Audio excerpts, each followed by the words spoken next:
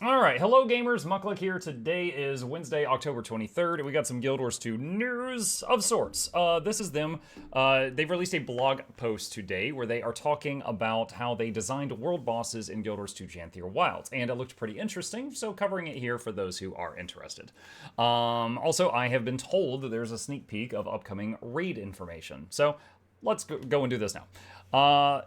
Okay, from the Guild Wars 2 team, October 23rd. Creating large-scale open-world events in Guild Wars 2 is no easy task, and when the challenge involves bringing iconic titans back into the game for the first time since the original Guild Wars, the stakes gets even higher. Today, our designers Travis Batig, Peter Larkin, Matthew Burke, and Brian Gilmore share some behind-the-scenes stories about the creation of the new Titans and another community favorite world boss from Guild Wars 2 Janthier Wilds. From technical breakthroughs to design philosophy, their journey is one of balancing ambition with careful, thoughtful iteration. And there's a picture of one of the Titans firing his laser. Designing balance in open world event design. Sorry, finding balance. When designing open world events, there's always the desire to do more, to make it harder, and to delight players with something bigger and more complex than what they have seen before. However, as it goes with every studio and project, we need to find ways to push ourselves while operating within our constraints. After a great deal of iteration on what the full experience would be, we decided it was best to allow the Titans themselves to carry this world boss encounter. After all, this is their first appearance since the original Guild Wars. We decided early on to make Decima and Greer a world boss encounter instead of a meta event. We also wanted to incorporate our reworked Warclaw mounts mechanics into the design by having them be the solution to the Titan's hardened armor. Early prototypes included a porting over existing World v World door functionality onto a creature, armor gadgets we attached to a Karka rig, and a dynamic race gate placement. For those of you who might not do World v World, there is an ability on the Warclaw and World v World that has been there for a very long time, where they will attach chains to an enemy gate, and you basically pull away and you try to pull, basically pull the gate off its hinges, which does damage to the gate. And if enough Warclaws do this, combined with possibly some battering rams, you can break the gate. So they're basically saying that one of their early versions of this is they tried to just copy paste that over to this guy. Ultimately, we arrived at the experience that's in the game, tripping the Titan with your Warclaw to make it break its own armor under its weight. When either Titan is knocked over, their armor is shattered, revealing the inner core. As an homage to Titan's Guild Wars, the resulting destruction generates Titan spawn for players to defeat. And then there's a pretty cool piece of, almost looks like concept art here, of a Titan standing above one of the bears. Breathing life into Decima, Peter's design goals. The early concept art for Decima was inspiring. The idea that she would use conduits in some way struck a chord. As a Titan, she incorporates elements of her environment to form thick, rocky armor made of crystalline structures reminiscent of pyrite. As the Storm Singer, her conduits allow her to manipulate the weather by generating and storing large amounts of arcane flux, a hybrid of air-attuned and raw arcane magic.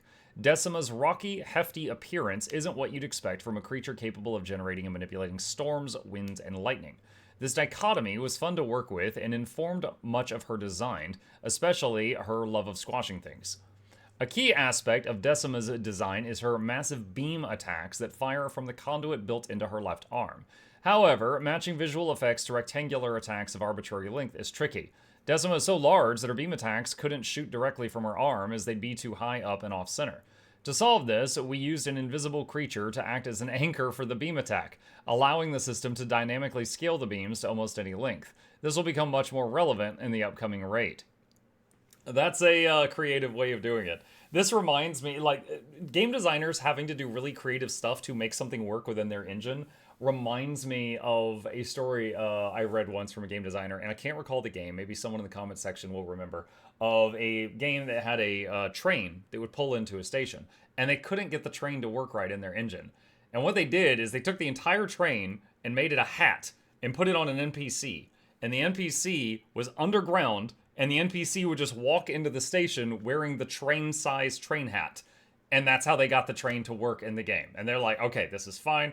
We're gonna leave it like this. That was Fallout 3. There you go. So yeah, it's not a new thing. Game designers having to do some really weird behind the scenes stuff in order to make it work for the player at the end result. Okay, making Greer distinct. By the way, anytime I do this world boss, I fight Decima. Freaking Greer. Greer with his boon corruption puddles all over the place. Oh my god, no, I'll take Decima any day of the week. Making Greer distinct, Brian's creative process. With Greer, the Titan of Rot, our goal was to embody the theme of decay without life throughout the encounter. Greer's ideal would be what you would find underneath a kicked-over log, rot without regrowth. My first thought is bugs. A key aspect of Greer is his ability to corrupt boons, a mechanic usually not found in open-world content, which adds a new layer of complexity for players in the PvE setting.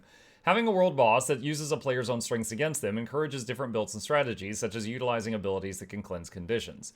With the Titans, we also introduced mechanics to the open world that were more commonly seen in strikes and raids. For example, to avoid Greer's Rot Eruption, 3 players have to stack up in the same spot, or decaying thorns will burst up from the ground and impale them. Earlier versions of this attack would simply target the players who were furthest from Greer, and while that did keep ranged players on their toes, it left no room for counterplay. In the end, Eruption of Rot evolved from an attack that harassed ranged characters into one that needed to and could be countered by player action. We also wanted to make sure Greer and Decima felt different to overcome while sharing some similarities. Both have hardened armor and generate Titan spawn when it's broken. But while Decima is more of a dance of death, Greer is more of a stand-up brawl. We can't wait for players to experience how Greer's Titan splitting mechanic evolves in the new raid coming soon. It's funny, they say Decima's a dance of death. I feel like Decima, you can just kind of stand there and wail on her. You have to move some, avoid some red circles, but I feel like Greer is not a brawl. Because, like, if I get hit by those corruption puddles, like, I'm just constantly getting feared and stuff because the open world build I'm currently using is Untamed, which gives itself stability quite often, and stability when the boon is corrupted turns into fear. So it's like when I'm fighting Greer, I'm just constantly getting CC'd and stuff, and it's like, oh, they're saying the counterplay is like, oh, you use boons, he corrupts your boons, and then you cleanse them. You can't when you're feared constantly.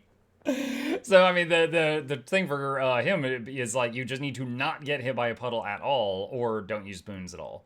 Probably the former would be better than the latter, but okay. And then we've got a picture of everyone's favorite waifu, the Bog Queen.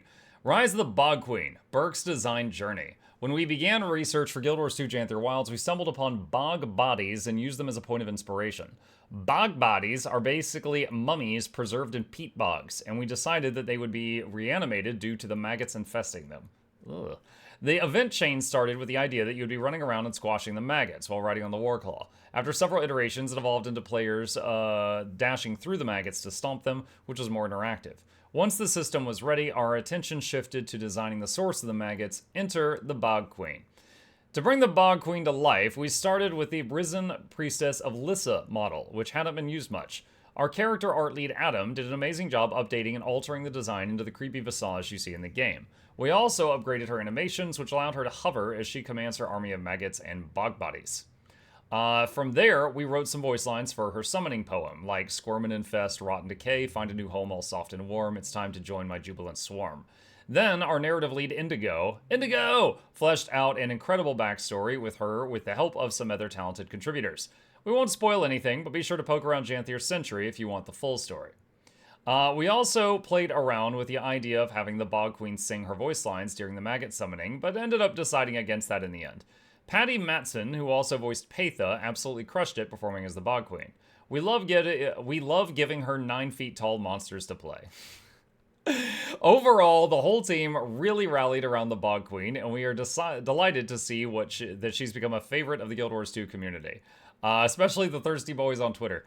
She wouldn't be the success she is without everyone working together to make it happen. Shout out to our map artists, design leads, QA, and the music team. The Queen of Merc track is available.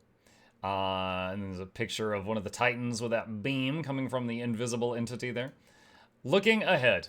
Whether you're facing off against the corruption of Greer, battling Decima's lightning strikes, or dashing through maggots and Janther Wilds, these encounters are designed to engage players in fresh and exciting ways.